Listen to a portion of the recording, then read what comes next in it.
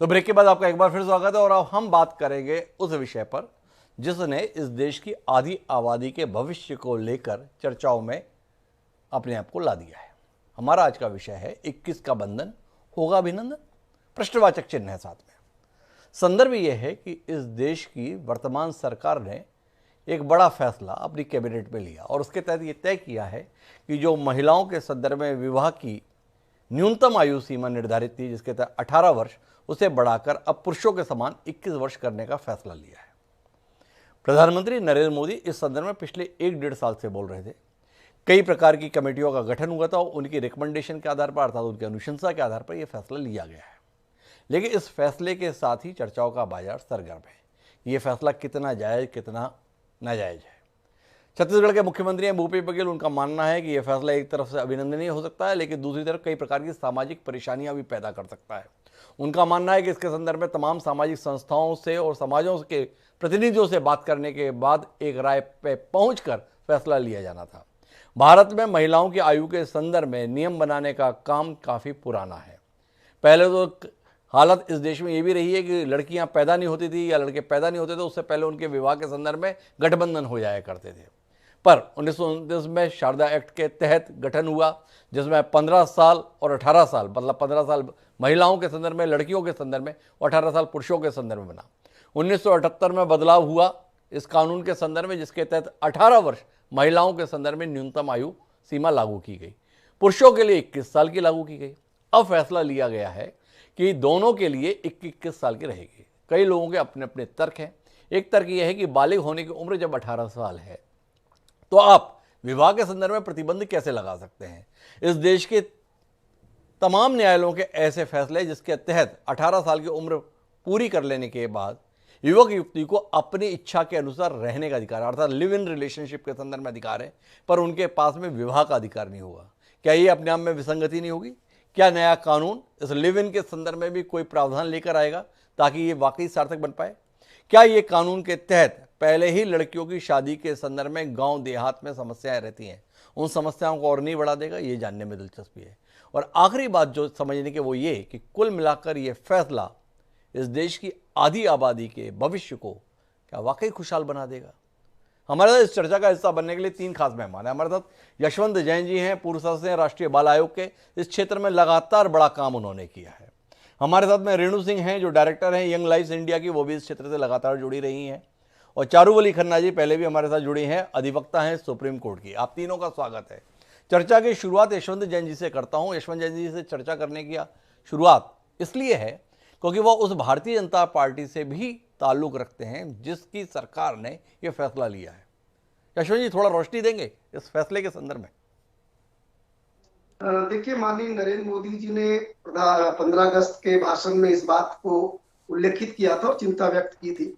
ये कैबिनेट का निर्णय बहुत अच्छा निर्णय है। ये देश की आवश्यकता है।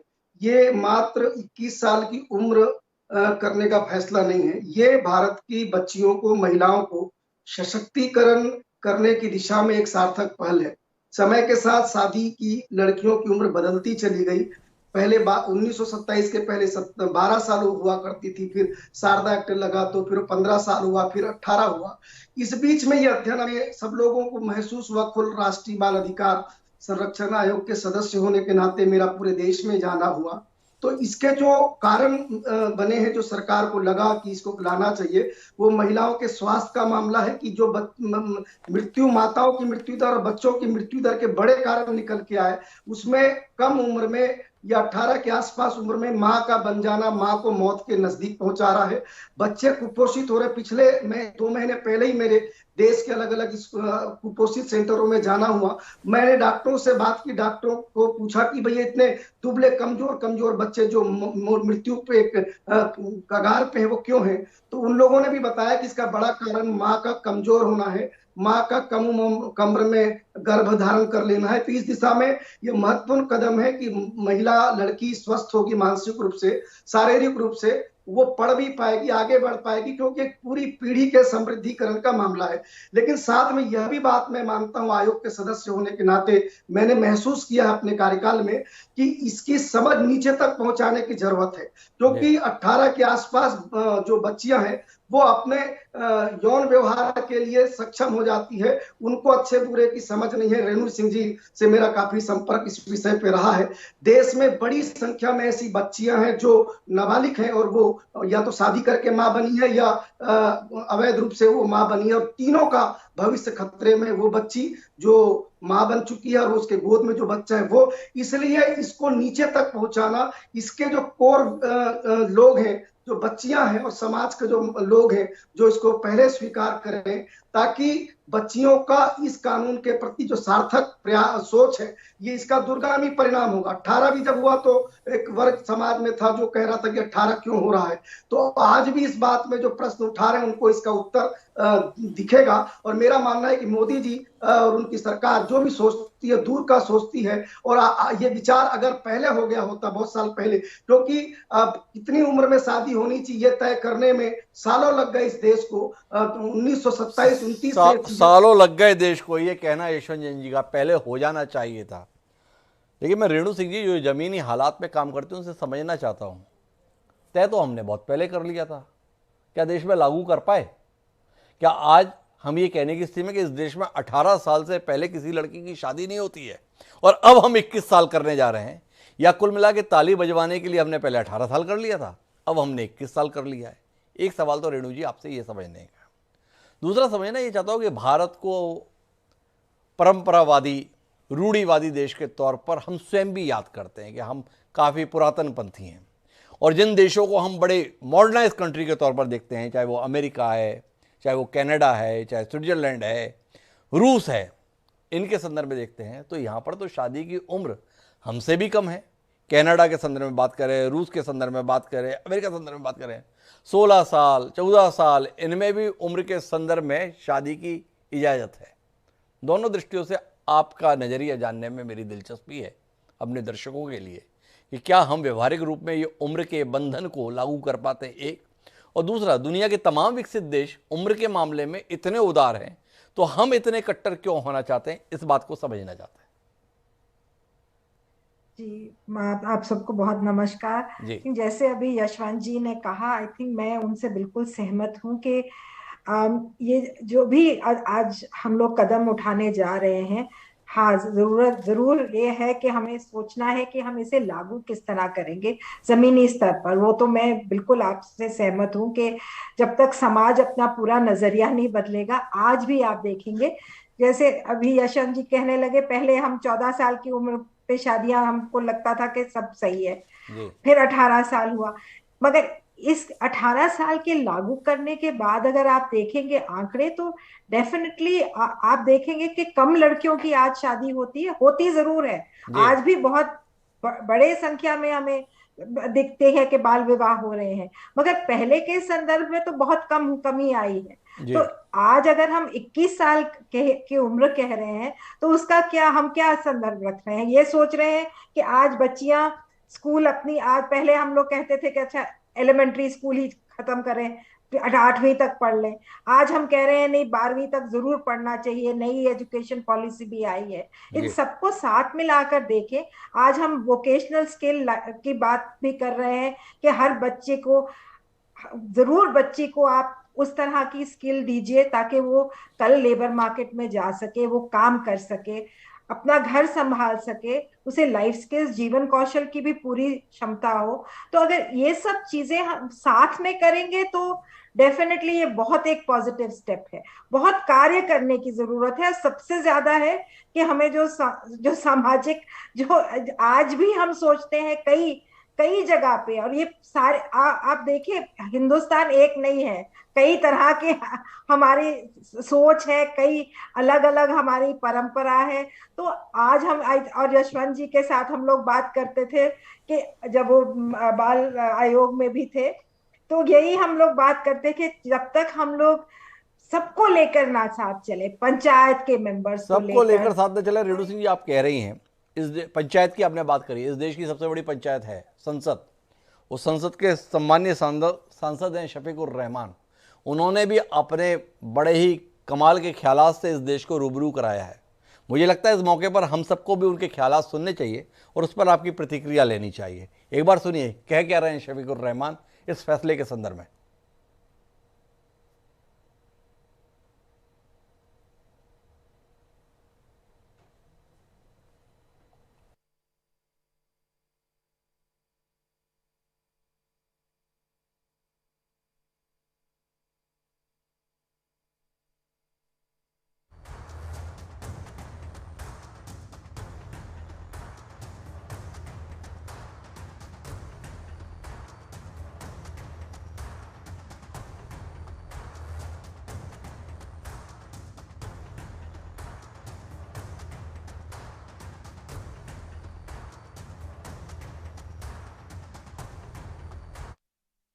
सही कदम नहीं जी। हाँ, सही कदम नहीं है। क्यों क्यों ऐसा भाई लगता है? यूं के लड़कियों को ज्यादा उम्र बढ़ा देने से बहरहाल हालात बिगड़ेंगे और जो 18 साल की उम्र भी काफी थी उनके लिए जी, और वो हमेशा चली आ रही थी और इस वरना इसे ज्यादा आवारगी का मौका मिलेगा इसमें। तो माननीय रेणु सिंह जी, आपने सुना, ये उम्र इतनी ही काफ़ी थी। ये देश के सम्मानीय सांसद कह रहे हैं इससे हालात बिगड़ेंगे और आवारगी का मौका मिलेगा। अब आपको लगता है कि इन ख्यालात के साथ में देश के सम्मानीय सांसद हैं और उसमें आप बदलाव के संदर्भ में उम्मीद देख रही? मैं तो जी हमेशा ही बदलाव की उम्मीद लेकर चलूंगी, क्योंकि अगर आज हम आवारगी की बात करते हैं तो ये आवारगी को कौन रोकेगा? सांसद ही रोक की पहल होनी चाहिए इसे रोकने की। जी। सबसे पहले तो आप लड़कियों के लिए एक सेफ स्पेस तो बनाइए समाज को जी। चाहे वो 18 साल की हो, चाहे वो 21 साल की हो, चाहे वो 10 साल की हो। जी। सबसे पहले तो वही कीजिए। सबसे पहले तो वही कीजिए, ये कहना है रेणु सिंह जी का। लेकिन मैं चारू अली खन्ना जी आपसे समझ लेता हूँ, रेणु सिंह जी ने मेरी उस बात पर टिप्पणी की नहीं कि दुनिया के तमाम विकसित देश 18 से भी कम उम्र में विवाह की उम्र को जायज मानते हैं और हम अपने हिंदुस्तान में 21 साल की उम्र अब विवाह की न्यूनतम आयु रखना चाहते हैं महिला पुरुष के संदर्भ में। कितना जायज है ये फैसला, ये समझने की आपसे कोशिश करना चाहता हूँ। ये मैं आपको समझाना चाह रही हूँ कि विकसित देशों के संग हम अपनी तुलना नहीं कर सकते, क्योंकि हमारी सामाजिक स्थिति कुछ और है जी। हमारे देश में महिला को एक जैसे लड़की परिवार में पैदा होती है, अपना पिता उसकी का विवाह करना अपना एक दायित्व समझता है और जल्दी से जल्दी करता है, और विवाह का मतलब कि लड़की को गर्भवती बनती है।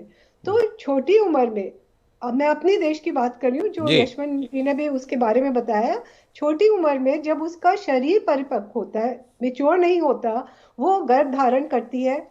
इस कारण अगर आप आंकड़े देखेंगे, डेटा देखेंगे, मैटरनल मोर्टेलिटी, इन्फेंट मोर्टेलिटी, कुपोषण के, तो गर्भ देने के वक्त लड़की औरत की मृत्यु हो जाती है, बच्चे की, क्योंकि उसका पूरा पोषण नहीं होता। ये हमारी जो जनसंख्या है वो ज्यादातर ग्रामीण इलाकों में रहते हैं, गरीब है, तो और सुविधाएं नहीं है, और जो कुपोषण, बच्चे कुपोषित पैदा हो रहे हैं, उसके बहुत बड़े आंकड़े आ रहे हैं, बहुत डरावने आंकड़े आ रहे हैं। तो मुझे लगता है कि बहुत सराहनीय स्टेप है कि इसको किसी तरह से, ये जो स्थिति को बचाने के लिए, ये कोई फेमिनिस्ट एक्ट नहीं है, ये महिला और बच्चों के, क्योंकि आपने आंकड़े देखे होंगे, करीब 5-6 साल पहले मंत्रालय के महिला और बाल विकास मंत्रालय के आंकड़े थे कि 5 में से हर 2 या 3 व्यक्ति, बच्चे जो है, वो स्टंटेड है, मानसिक या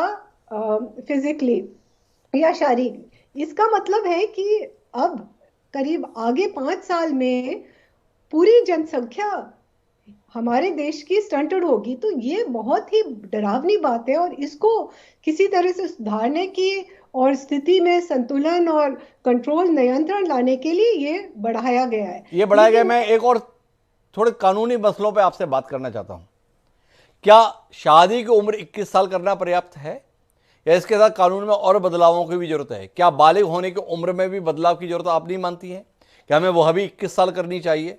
इसलिए करनी चाहिए क्योंकि जस्टिस सीकरी की बेंच के द्वारा, और जिसमें अशोक भूषण भी थे, उन्होंने 7 मई 2018 में एक आदेश दिया जिसमें यह बताया कि लड़की 19 साल की थी और लड़का 21 साल से कम था, तो शादी भले ही नहीं कर सकते, वर वो एक साथ रह सकते हैं लिव इन में। क्या ये अपने आप में एक मखौल नहीं है उस भावना का जिसके तहत ये फैसला लिया गया है? देखिए, हर एक को जब बालिग हो जाता है, विवाह अलग है और शारीरिक संबंध अलग है, इन दोनों को हम अलग कर देते हैं, तो हम थोड़ा आगे बढ़ पाएंगे अपनी सोच में। मेरी जो चिंता है, मेरी कुछ और चिंता है। जो अभी भी हमारा बाल विवाह प्रतिषेध अधिनियम है, वो बड़े विपरीत संदेश दे रहा है। एक तरफ आप कहते हो कि 18 और 21, और अब आप कहोगे 21, न्यूनतम आयु 21 है, लेकिन आप कहीं भी नहीं कहते कि ये शादी, ये विवाह शून्य है। आपका अधिनियम ये नहीं कहता जी। तो आपको कहता है कि शून्य करने के लिए उनको पार्टीज को, बच्चों को कोर्ट जाना पड़ेगा। तो जब फिर आपका कानून इसको किस तरह से क्या संदेश दे रहा है कि कर लिया तो ठीक है, और अगर नहीं, अगर चलता शादी हो जाएगी तो चलता रहेगा। इसका बहुत ही सीवियर इम्पैक्ट है। दूसरा, सारे आपको और कानूनों में भी तालमेल लाने के लिए संशोधन करना पड़ेगा। और सबसे महत्वपूर्ण बात मैं बताना चाह रही हूँ कि हिंदू विवाह अधिनियम जी ये शर्तें रखी गई हैं शादी विवाह की, जिसमें कि आपकी जब आप शादी करते हैं, पत्नी, धारा 5 में पत्नी नहीं होनी चाहिए, वो अगर क्षमता होनी चाहिए कंसेंट देने की, अनसाउंड या एपिलेप्सी नहीं होनी चाहिए, दूसरा विवाह नहीं होना चाहिए, और 18 और 21 वाली न्यूनतम आयु होनी चाहिए।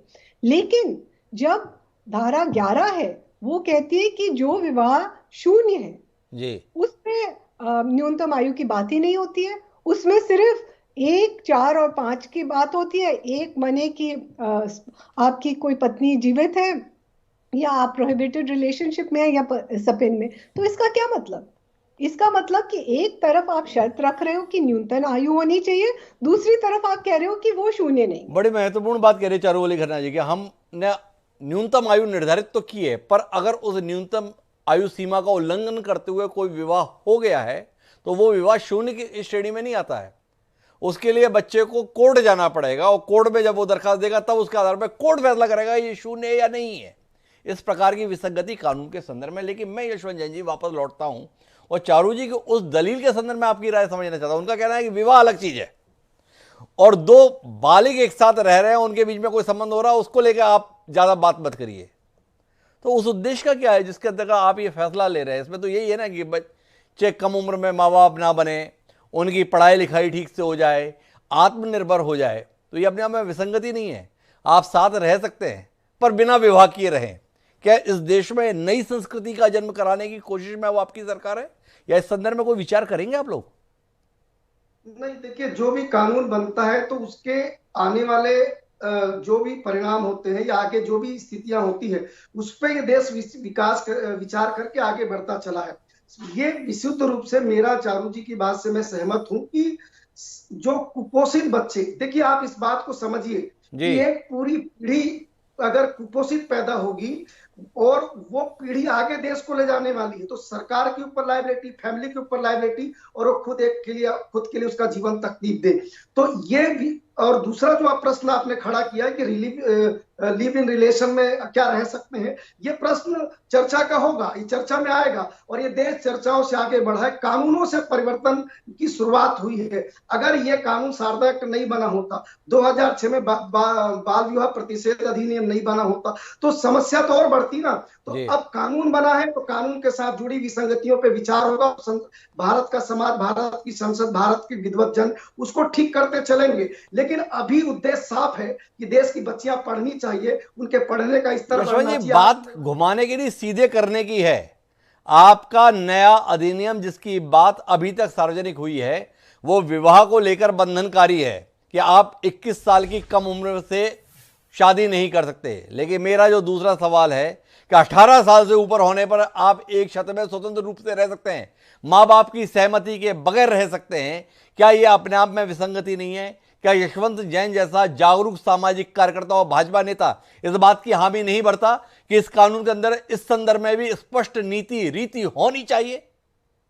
बिल्कुल बिल्कुल होनी चाहिए। जो जिस विषय से इस कानून की महत्ता कम होती है, जिस विषय से जिस कानून को दिक्कत हो सकती है, वो सारी चीजें, मुझको ऐसा लगता है कि इस देश की संसद में और न्यायपालिका में बहुत विद्वान लोग हैं और मैं आपकी बात से सहमत हूं कि ये चिंता का विषय है। और इसके साथ में बहुत सारे एक्ट हैं, जैसे कि चारू जी ने बताया, रेणु जी ने बताया कि बाल प्रतिषेध अधिनियम में भी संशोधन की जरूरत पड़ेगी। और पोक्सो एक्ट जो है जिसमें 18 साल से कम के किसी भी व्यक्ति के साथ संबंध बनाना, बालक हो बालिका, उसके साथ अपराध है, अब उसमें भी परिवर्तन की बात होगी। तो एक कानून जब बड़ा आ रहा है तो उससे जुड़े सारे कानूनों में परिवर्तन ये होगा और ये संसद करेगी, विचार होगा। और ये बात बिल्कुल चिंता की है कि हम भारत जैसे समाज में लिव इन रिलेशनशिप जो अनेक प्रकार की समस्या को जन्म देता है उस पर कितना आगे बढ़ा जाए, ये समाज के चिंता और ये समाज में चिंता का विषय होना चाहिए। ये कहना है, यशवंत जैन इत्तेफाक रख रहे हैं कि हाँ ये भी एक विषय होना चाहिए जो अभी संबोधित होना चाहिए। लेकिन मैं रेणु सिंह जी एक और बात पे आपसे बात करना चाहता हूँ। इस देश में अपना भविष्य तय करने के लिए सरकार चुनने का अधिकार 18 साल की उम्र में मिला हुआ है। देश की सरकार कैसी हो यह हम 18 साल की उम्र में तय कर सकते हैं, और हम अपने जीवन के संदर्भ में फैसला लेने के लिए अब 21 साल की उम्र तक इंतजार करें। क्या इस विसंगति पर भी रेणु सिंह जी की कोई दृष्टि है? मैं आपसे ये जरूर कहूंगी कि जी आप डेफिनेटली आप वोट दे सकते हैं 18 साल की, तो आप अपने एक मनपसंद क्यों नहीं किसी को चुन सकते जिसके आप साथ पूरी जिंदगी बिता सकते हैं। आई थिंक ये सोच गलत नहीं है कि आप किसी को चुने जिसके साथ आप विवाह करना चाहें, मगर ये अगर आप 2 साल रुक के 3 साल रुक के 21 साल तक शादी करते हैं तो इसमें मुझे लगता है कोई खामी नहीं है। हम लोगों की मेरी खुद की शादी 19 साल की हुई थी और मैंने सारी पढ़ाई अपनी शादी के बाद की, मगर शायद मुझे बहुत अच्छे मौका मिला कि मेरे परिवार ने मुझे रोका नहीं कि आप आगे पढ़िए, पीएचडी कीजिए, पढ़िए, यूनिवर्सिटी जाइए। कितनी लड़कियों को वो अवसर मिलता है? नहीं मिलता है। तो प्लीज मेरे को लगता है कि बिल्कुल ये अच्छा कदम है कि हम, और ये किसने कहा है कि बच्चियां और बच्चे 18 साल तक भी रुकते हैं? कई बार स्कूलों में भी हम जानते हैं कि वो एक दूसरे को पसंद करते हैं बच्चे, हाँ, मगर हम उनको, पॉक्सो एक्ट है इसलिए हम उनको रोकते हैं कि वो उस तरह के संबंध ना करें जिससे उनको आगे जाके परेशानी हो बच्चों को। तो आज आई थिंक हम एक ऐसे दौर से गुजर रहे हैं जहां पर अगर बच्चियों को हम 21 साल तक कह रहे हैं कि आप रुक के शादी कीजिए तो उसमें कोई खामी नहीं है, क्योंकि अभी जो बात की कि पूरी जो एक पीढ़ी हम लोग, एक नई पीढ़ी जो हम जन्म देंगे, वो पीढ़ी एटलीस्ट कुपोषित तो नहीं होगी। उनकी माएँ जो हैं अगर वो ही शिक्षित होंगी तो आगे सोचिए हमारी आगे पीढ़ी कितनी अच्छी निकलेगी। रेणु सिंह, मैं आपसे समझना चाहता हूँ, क्या वाकई आपको लगता है कि एक उम्र ही इस देश में कुपोषण का मूल आधार है? कि हमारे यहाँ की बच्चियाँ अब 18 साल की उम्र के बाद अगर शादी करती हैं तो उनके होने वाले बच्चे कुपोषित होते हैं, और 21 साल की उम्र के बाद में अगर विवाह होगा तो वो बच्चे जो है कुपोषित नहीं होंगे? क्या वाकई इस देश के हालात व्यवहारिक रूप से ऐसे हैं? मैं आपसे आंकड़ों के बेसिस पे बात करूंगी, क्योंकि हमने NFHS 4 का, NFHS 5 का अभी तक पूरा रॉ डेटा नहीं आया है, मगर यशवंत जी जानते हैं हमने NFHS 4 का पूरा आंकड़ा देखा कि जो बच्चियों ने 21 साल, क्योंकि हम लोग पूछते हैं कि कितने बच्चियों ने 18 साल से पहले शादी की और कितनों ने बाद में की, तो हमने जो 20 और 24 साल के बच्चों से पूछा, औरतों से पूछा, तो वो हमने जब एनालिसिस किया तो साफ दिखाई दे रहा था कि जो बच्चे कम उम्र की बच्चियों, माओं से जन्म लिया, उन्होंने वो बहुत ज्यादा कुपोषित से, बल्कि जो 21 साल के बाद जिन्होंने जन्म दिया। तो रेणु सिंह जी के बाद में इसकी जमीनी तौर पर रिपोर्ट है जिसके आधार पर वो इस संदर्भ में तो आश्वस्त हैं कि ये फैसला कम से कम कुपोषित बच्चों की संख्या को तो कम कर पाएगा।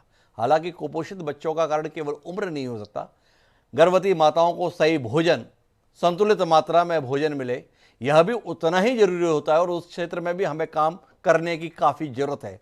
ऐसा नहीं कि चमत्कार हो जाएगा कि आज ये कानून बन गया अब इस देश में कोई कुपोषित बच्चा नहीं होगा, लेकिन एक बड़ा अंतर कहीं ना कहीं तो कम होगा, ऐसा रेणु जी हमें बता रहे हैं। लेकिन मैं चारूवली खन्ना जी आपसे समझना जो चाहता हूँ वो ये कि अभी भी लोग दिलेरी के साथ कम उम्र में शादी कर देते हैं और प्रतिष्ठित भी रहते हैं।